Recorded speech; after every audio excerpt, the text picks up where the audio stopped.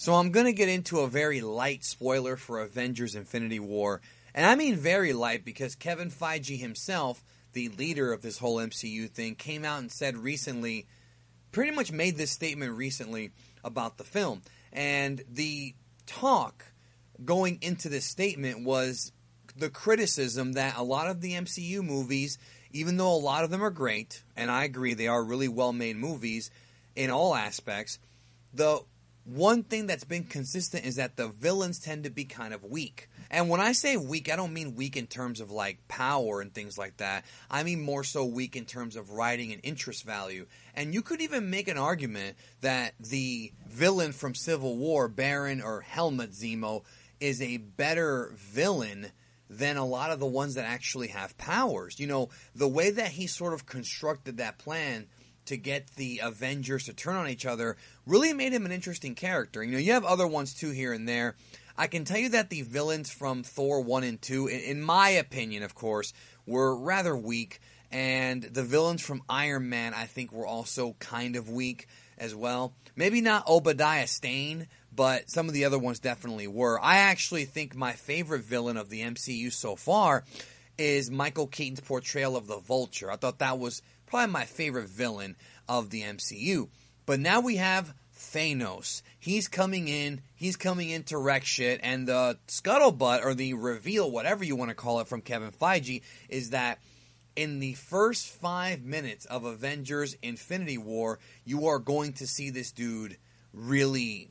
You're going to see why he is the most feared entity in the Marvel Cinematic Universe, and I love that. I love it, and I totally believe him, because the Russo brothers, who did Captain America 2 and 3, and honestly, they may be the best directors to ever work with Kevin Feige in the MCU, and in some ways, you could even make an argument that Captain America 2 and 3 are the two best movies. Maybe not your personal favorite, but as far as storyline, construction, they might be like the two best movies of the MCU, and they're coming in to do this Infinity War movie, which is not going to be sort of a realistic espionage type of film like Captain America movies were. No, this is going to be much more of a fantasy kind of superhero warfare type movie, and they're coming in.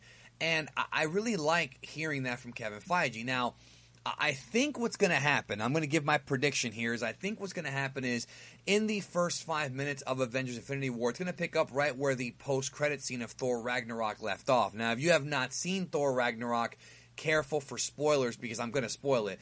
I know some people who have purposely avoided seeing the movie because a lot of folks want to marathon the Marvel films before Infinity War. So I know some friends who are going to be watching all the ones from this year, like Guardians 2 and Spider-Man Homecoming, Thor, and then Black Panther, like weeks before Avengers Infinity War, just to kind of get them fresh in their mind, which I'm probably going to end up doing as well, but I've already seen them in theaters. So anyways, in the post-credit scene of Thor Ragnarok, you know, the Asgardians are on a ship in space, and they get approached by a bigger ship.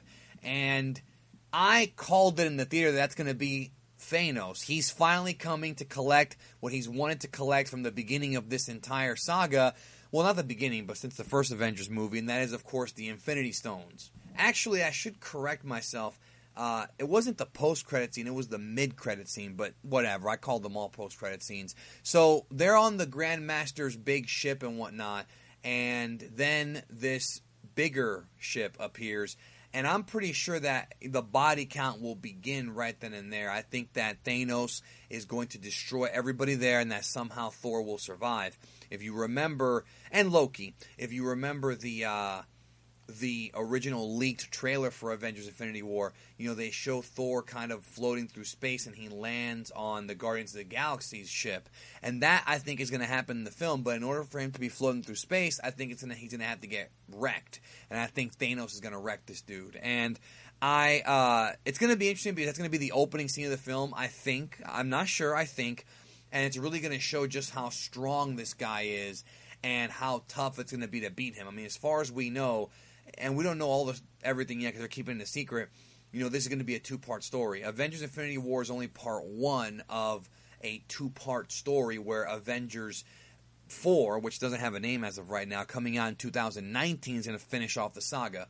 Not the entire MCU, just this phase of it's going to end with Avengers 4. So I do think that Thor's going to get beaten at the beginning of the film. Same thing with Loki, even though he may fake being a villain again, and they might do that whole thing. And I think that's going to be what they do to establish Thanos as a serious threat, building into him coming to Earth and thus beginning the big battle. So, what do you think? Am I right about this? Do you agree with me? Do you think something else is going to happen? They're definitely keeping a lot of the leaks of this movie very hush-hush, so I'm curious about where it goes. And even though I personally was very disappointed in Last Jedi, I don't want to get my hopes up for this movie, but because the Russos are directing and they have a proven track record, I'm going to go into it optimistically, hoping that's going to be a great film. And it probably will be great because, you know, Avengers Age of Ultron had a lot of problems. Avengers 1 I thought was a really good movie, and I think this movie has the potential to be great. Not just good, great. But it's going to be hard because, you know, the Russos have to write for several characters. There are so many characters in this movie.